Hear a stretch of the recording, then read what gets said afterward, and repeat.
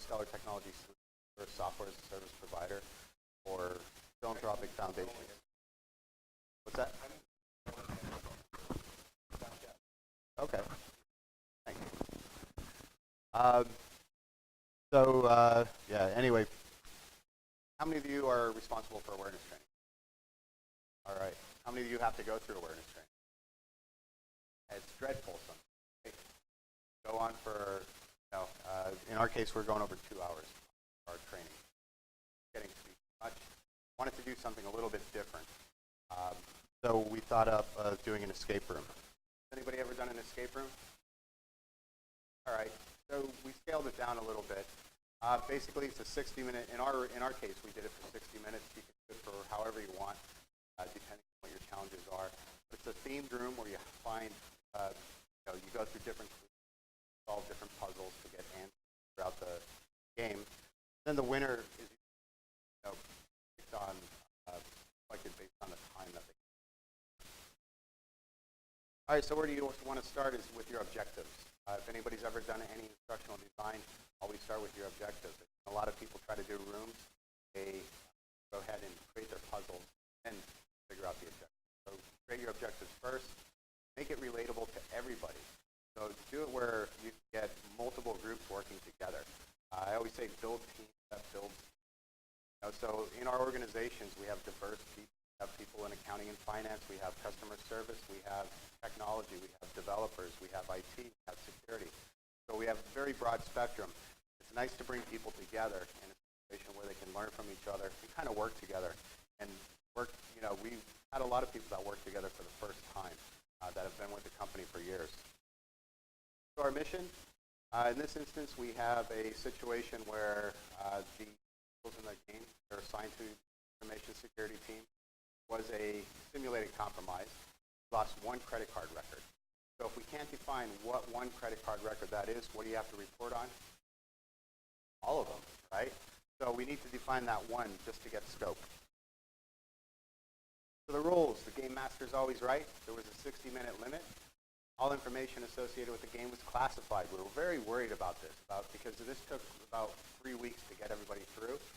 Thought people would tell each other, try this or try that, So it turns out they were very competitive, and they held those secrets close. All policies and procedures have to be followed. All workstations and partitions cannot be moved. And again, the game master is always right. Penalties, we gave them hints, like any other escape room. So if you had a hint, it was a 5-minute penalty. If you had a security policy fail, it was 5 to 10-minute penalty. And if you broke any of the general rules, 5-minute penalty. So when you're thinking escape room, you probably think something very elaborate, expensive. You're going to have to really get this one through your boss to make it happen. That's all it took. So we had a conference room, all right? And it was small enough where we could move it around to different conference rooms. But you have a timer on the screen, some cardboard partitions. We got 2 laptops from IT that were no longer used. They were just recycled. We went to our facilities people. We got some doorknobs and bought a box on Amazon. So all in, it cost us $103. So yeah, so very easy to do. All these slides are on, we did this at the SANS Security Awareness Summit. So if you want the slides, Google SANS Awareness Summit archive. They'll be on there. Also, we have some printouts and things like that. So there's 2 PDFs out there. So if you want the files we used to create this, they're out there as well. All right, so objective 1, demonstrate passwords can easily be guessed or cracked. So we always tell users, be careful with passwords. That is the last line of defense factor or something like this. So real quick, any guess what the username is? Not the password, but what's the username? So this, no, not user. Aware, right? All right, so our user is aware. Any guess on the password? That? Lila, you need a number in there. 2018, and we need a special character. Explanation point, right? Because users are excited about passwords, right? So they always the explanation point.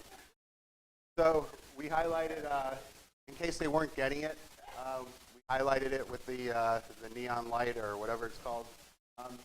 Note of this for later on, the Lego house, multicolored. Objective 2, we want to identify improperly stored PII. PII being personally identifiable information, if you're not familiar with that. This is our sensitive. This is where we were able to get away from the technical people and let our finance and accounting people go in. So your organizations all have some type of software platform. So you can look towards that. In our case, we're able to go in. We do bank reconciliations for a number of our clients. And in our case, we had the accounting and finance people had to go in and figure out where the error was in the file. The file was left on the desktop. Now, when they found out what that file was, what the transaction ID was on that file was, there was PII printed out material left on that in that cubicle as well. So if they looked up the transaction ID, they would come across this. All right. So based on the transaction ID, they have its social security number in there printed out on a desktop. Now this is a vendor list actually. All right. So this is probably a lot of your organizations have this. If any of you are consultants, what do you give to get your 1099 done? Social security number, right? Not an EIN. So a lot of organizations, they have the EINs which aren't protected. But when they have consultants or any independent workers, typically using a social security number. This is an easy place to find PII in your organization.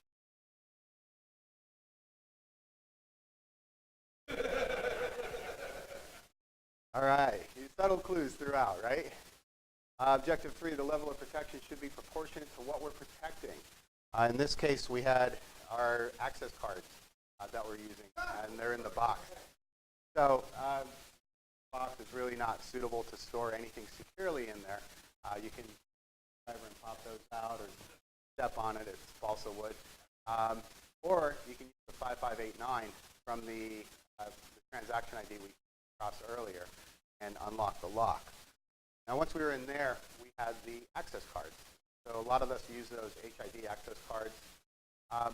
We had 4 players, there were 3 cards. If we had 8 players, there were 7 cards. So there was always 1 card short.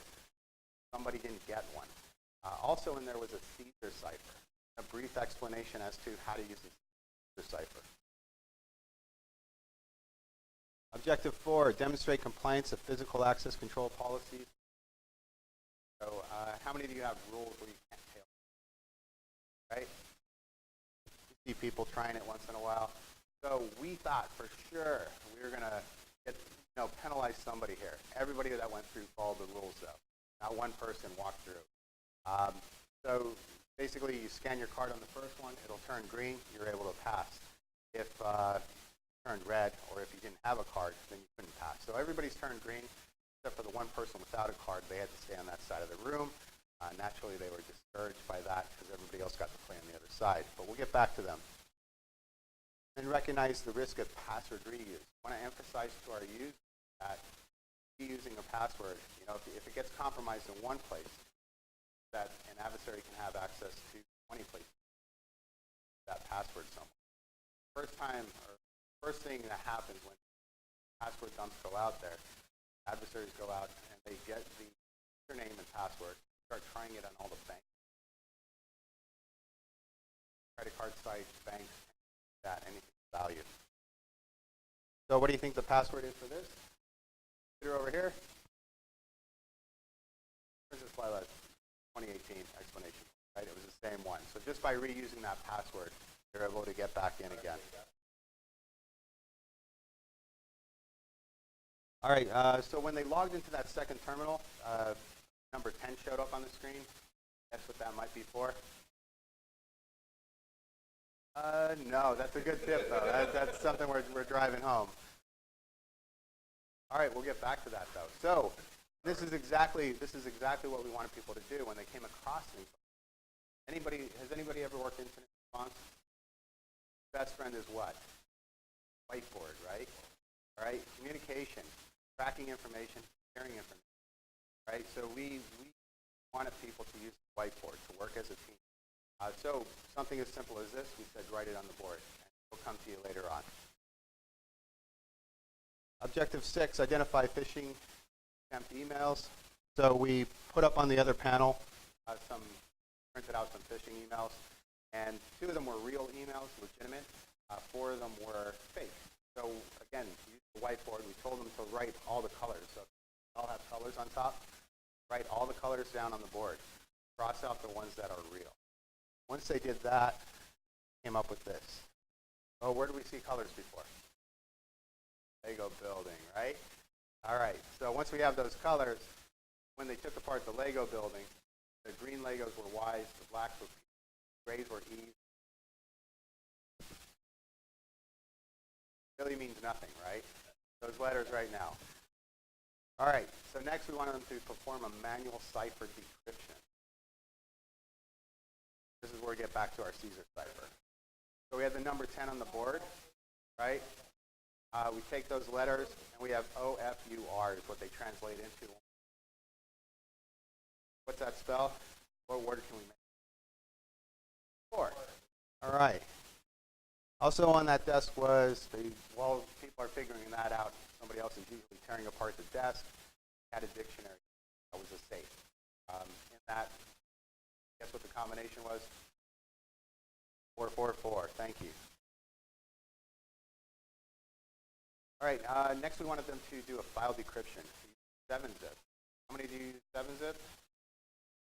It's an easy, free tool that you can use to not only compress files, but encrypt files. So this is something that we kind of encourage people to do because you can use it outside of the work as well.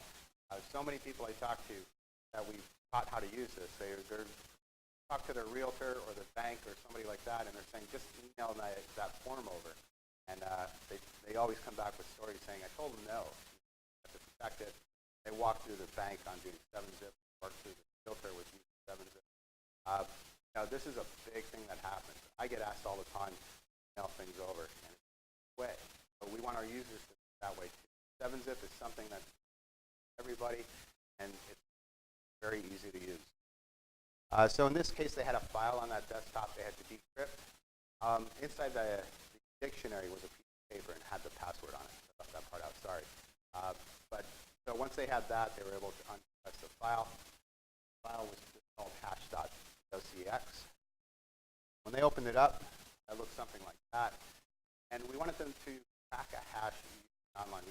I really wanted them to actually something like John the Ripper, Hashcat, and but do a bit of time. We wanted to make it easy. So we went ahead and just had you crack station. So they had a hash on the paper. On that hash, they had a series of hashes. The last one, the one that was key for them. Password, what it related to. So they were able to take that and log into a Gmail account that week. In that Gmail account had a credit card capture.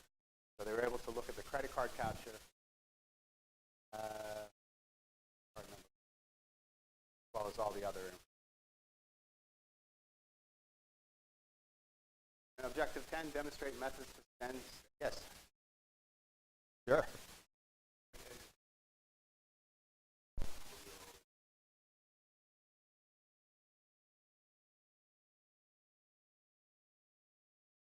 No, that was Social Security number. Yeah. No, that's good though. Thank you. All right, so we wanted them to demonstrate methods to send securely. Again, going back to 7-zip, they could go ahead now and encrypt that file, put a password on it, and send that to us. Send it to an address we set up for them. So the clock stopped when security received that in their reporting address. So we have, most of you probably have some type of incident reporting platform or email that people report to the company. Once they receive that email, whatever the timestamp was, and then they had to get us the password for it out of band. They sent it in band, they sent it with it, or they sent it following another email. Points for that. All right, some bonuses. We had a USB drive on the table. And I wanted to have it do something malicious, but I didn't have time for that. If they plug that in, if we let them do that, then they can analyze 10. Sent the information in securely, also 10 minutes. With the passwords, going back to that, they put the wrong password in 3 times. They were locked out for 1 minute. something else to keep. You couldn't really force it without taking a long period of time. All right, so from here, like I said, make it fit your organization somehow. Do something where, what kind of system do you have for PII, or try to get people to kind of work together. 15 settings. Then again, if you have any questions, my information is on the first slide. Message me. Probably you do this. Please let me know. I'd like to hear how it went. We're always looking to do that. All the groups made it through in an hour, actually. Yeah. Probably, I think the most we gave out were 2 clues. Yeah. These were ordinary employees. Security people hate it. They did not like it. Yeah.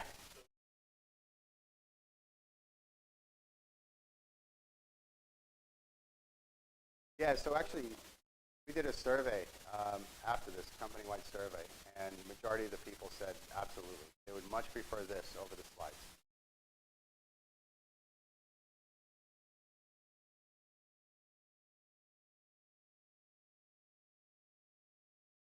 Oh, yeah. That one, crack station? Okay. And again, you can get the full slide set, as well as like the hash files that I created. They're all out there on SAN site. Yes. Yes. Put it together. He did this. It's all done at night, after hours, and did it probably in the course of 2 weeks.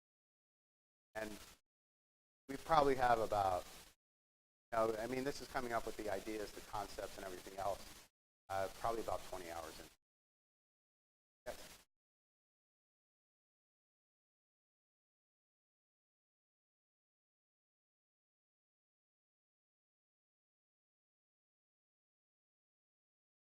Right. It was a full hour going in. Yeah. So we had the reset was about 15 minutes. We gave ourselves 15 minutes, but after cycling through, everyone kind of had it down. We did mess up a few times where we forgot to log them out of the Gmail account. That happened once. Another time we had Windows updates kicked off in the middle. So, this is life happens, So it's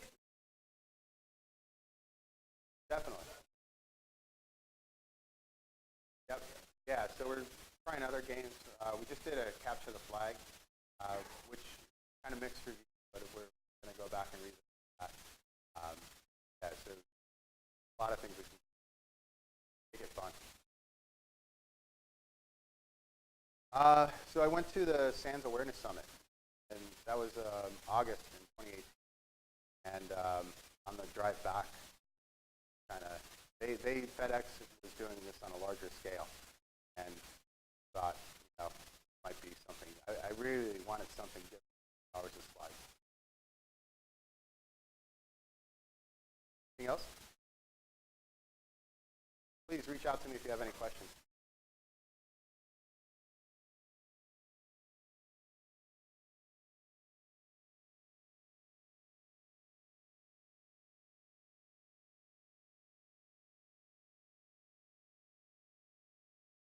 Okay.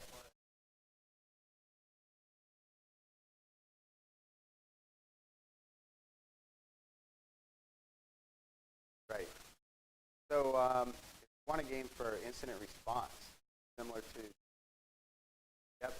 breaches and backdoors, or backdoors and breaches, run by Black Hills Information Security. So I would suggest you check that out. Just to do with your security team.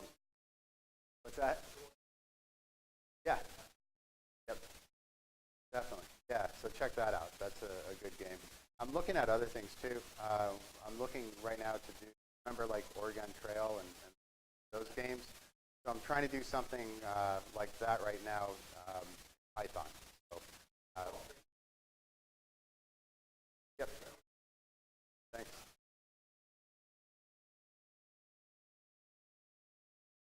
Right. Yeah. It's practical, yeah. All right, I'll be around, so thank you.